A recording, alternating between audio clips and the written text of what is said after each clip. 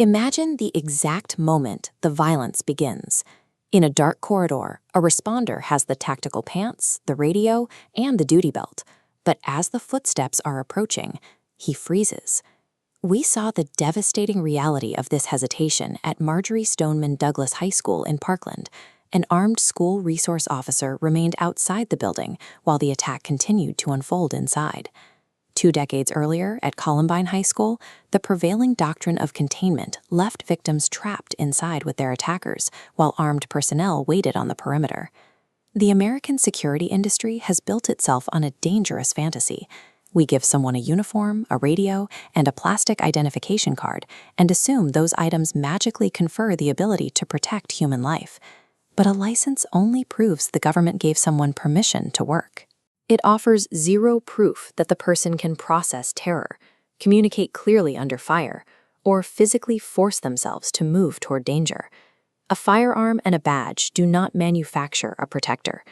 When a crisis hits, a uniform will strip away the illusion and expose the complete absence of a protective mindset. Across much of the industry, the minimum legal requirement to get a license has quietly become the highest professional standard. Complete a short weekend course, pass a written test, and you are officially cleared to stand between innocent people and a violent threat. The required physical training is often entirely sterile. A student fires at a stationary paper target in broad daylight, while an instructor announces exactly what is going to happen next. Here is the problem. Paper targets do not ambush you. They do not scream, they do not move unpredictably, and they absolutely do not shoot back. A passing score under those specific conditions proves nothing about a person's ability to handle extreme duress. To mask this lack of operational readiness, the market obsesses over equipment. We sell new optics, expensive body armor, and endless tactical accessories to give the appearance of capability. But gear cannot repair a defective mindset. Outfitting an unprepared person with a $3,000 rifle and an administrative certificate only means they are better equipped to fail when the bullets actually start flying. Contrast that hesitation with a moment where an armed professional faced sudden, explosive violence and instantly executed their duty. On March 30, 1981, 6 rounds were fired at President Reagan. Agent Timothy McCarthy didn't pause to invent a plan. He placed his own body directly between the gunman and the president. That split-second reaction was the result of predefined roles and intensive rehearsal.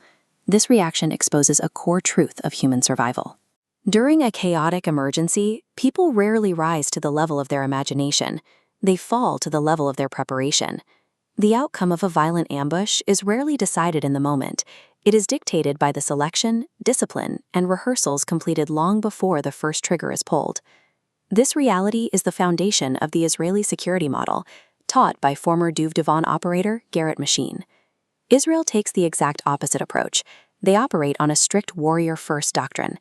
The American system issues a license and hopes for the best. The Israeli model demands a solid combat foundation first, mastering stress control, threat identification, and decision-making, ensuring operators remain highly controlled under pressure. It means practicing threat-informed planning. A guard walks a perimeter and checks boxes on a clipboard. A security professional looks at the facility from the attacker's perspective, actively trying to defeat the cameras, bypass the locks, and exploit predictable shift changes. A professional needs to know exactly how their mind and body function when they are exhausted, confused, and terrified. The time to discover those limits is in a rigorous training environment, not during a live attack on the people they were hired to protect. Recognizing danger and decisively applying lawful force must be ingrained early. You cannot magically download that capability into someone's brain in the middle of a screaming crowd. The United States obviously can't copy Israel's military pipeline exactly, and simply having a military or law enforcement resume from 20 years ago does not guarantee someone has the patience, judgment, or physical ability to perform a protective mission today. But our differences are no excuse for weak standards. Too much of the American training industry relies on weekend certificate mills, confusing mere attendance with education, and creating programs where it is virtually impossible to fail as long as the fee clears. We have to demand real readiness.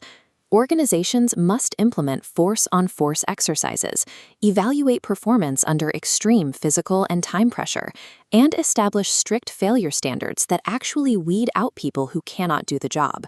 We have to train the fighter first and test the protector constantly. Anything less is deadly theater, and human life is too valuable to trust to an unprepared person in a costume.